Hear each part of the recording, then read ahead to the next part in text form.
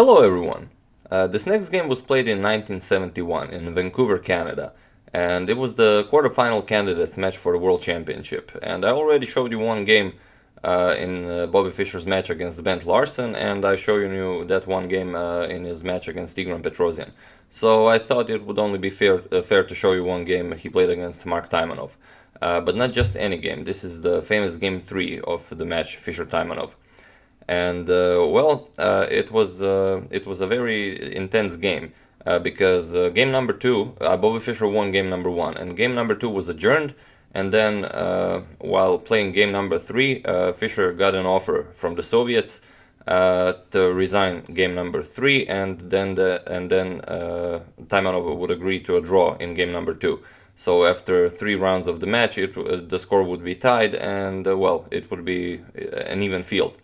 But Bobby Fischer refused this offer and ended up winning both Game 1, Game 2, and Game 3. And this was a terrible thing for Mark Taimanov. Mark Taimanov lost the entire match 6-0, and the Soviets were very embarrassed, and they deprived Taimanov of his citizenship, and they took his salary. They expelled him from society for 2 years. They censored him in the press, and it was easier for the Soviets to make Taimanov disappear than to have this embarrassment walking among them, because there was just no way that a Soviet could lose to an American with a result like 6-0. Even though after the game Fischer said that even though the result is as it is, it's in no way a reflection of Taimanov's real strength. But it's how it happened, and only years later did Taimanov wrote his book, How I Became Fischer's Victim, and hence the title of the video. But let's see this famous Game 3. Mark Taimanov is white and Bobby Fischer is black. We have d4, and Taimanov really prepared for this game because he knew that Bobby Fischer would go for his King Indian, and he prepared a very special treat. Bobby plays knight to f6, c4, g6, knight to c3, and bishop to g7, the King's Indian defense. e4, d6, knight to f3, castles, bishop to e2, Fischer goes e5, castles, knight to c6, now d5, knight to e7, bishop to d2, and Fischer plays a knight to e8. And this is a standard theme in the King's Indian defense. Black wants to play f5 and then push the pawns on the king's side and go for a kingside attack. We have rook to c1, and now f5 by Fischer.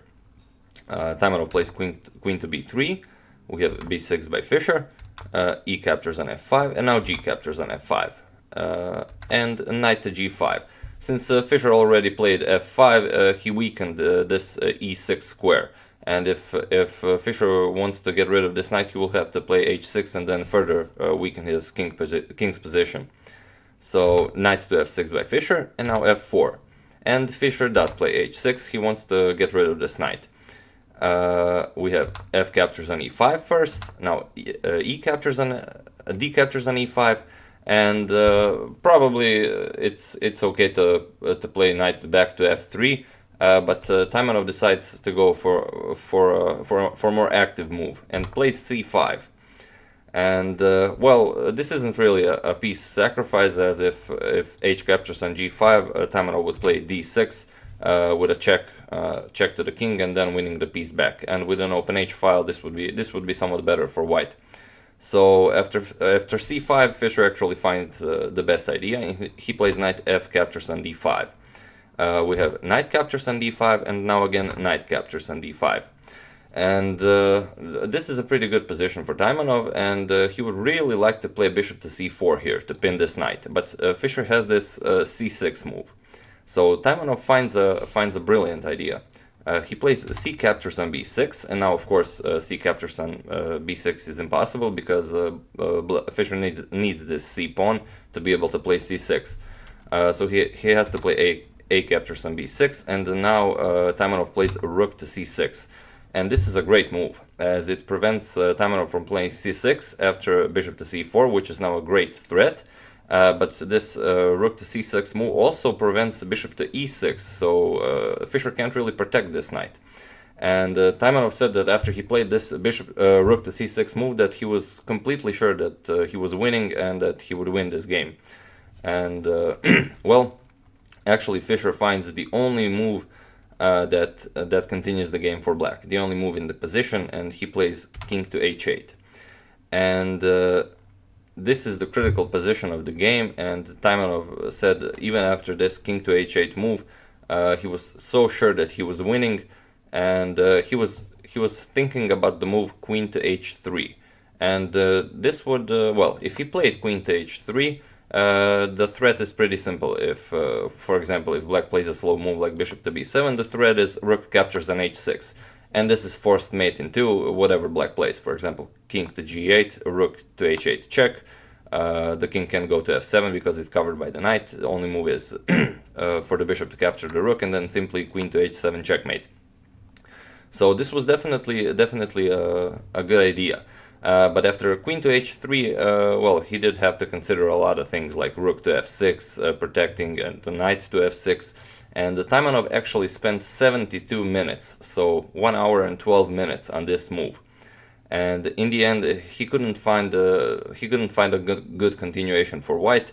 And in the end, he played knight to f3. And he says that after he played this knight to f3 move, he was so exhausted and he was so angry with himself. And he said, I've been playing chess my whole life, and I'm playing the candidates match for the world championship, and I can't find a win in a winning position.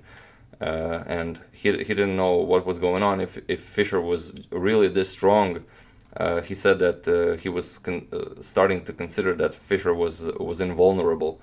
And well, after this knight f3, he was really exhausted, and well, he was also very down on time. So Fischer played bishop to b7, attacking that rook on c6. We have a rook to g6. It's a pretty good square for the rook, but this allows Fischer to play knight to f4. Now attacking this rook and also the bishop on e2, so the knight has to be captured. Taimanov captures it, and Fischer captures on f4, and now Fischer has a nice bishop pair. Both of these bishops are extremely strong now. So we have rook to d1, attacking the queen, queen to e7, and now attacking the bishop on e2, rook to e6, and queen to c5 check, king to f1, and now rook a to d8. Fischer now wants to exchange rooks, as he is, well, up a pawn. We have rook captures on d8, rook captures on d8, and queen to a4. And Fischer plays queen to c1 check, king to f2, and now bishop to f8. And this bishop to f8 is a direct response to this queen to a4 move. The idea of queen to a4 was Taimanov wanted to play rook to e8 with check, and to exchange this rook, of course, and then put his queen on the 8th rank.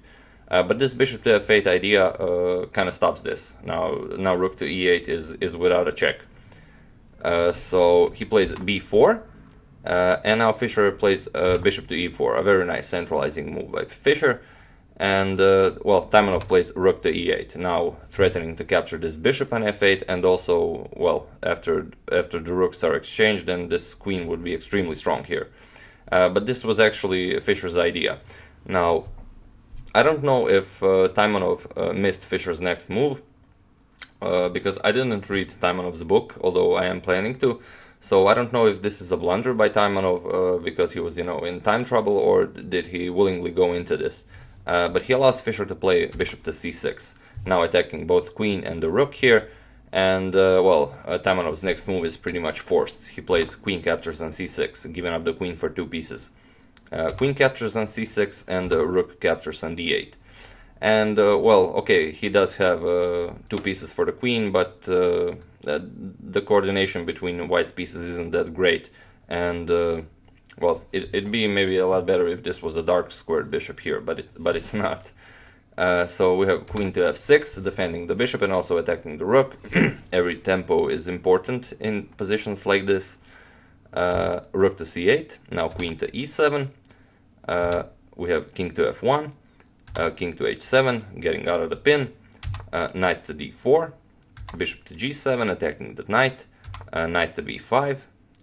Bishop to e5, protecting that c7 pawn, a3, queen to d7, and this is now, well, almost over, Fischer finds a very nice continuation to go for the win. He attacks the rook, and after rook to a8, he plays f3. Now forcing white to capture here, so g captures on f3, and now bishop captures on h2.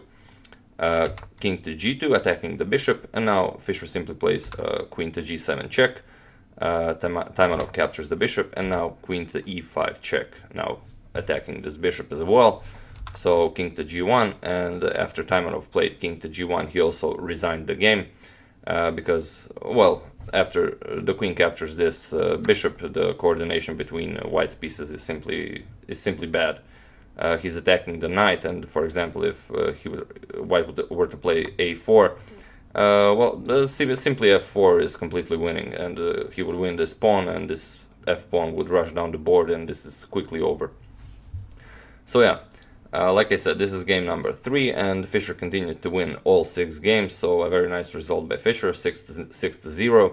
And these candidate matches were actually, they were supposed to be 10 games matches, but since Fischer won 6-0, it's impossible for Taimanov to win the match, so the match was over. Same as it was with Bent Larsen. Only Tigran Petrosian managed to play more than 6 games in his match against Fischer.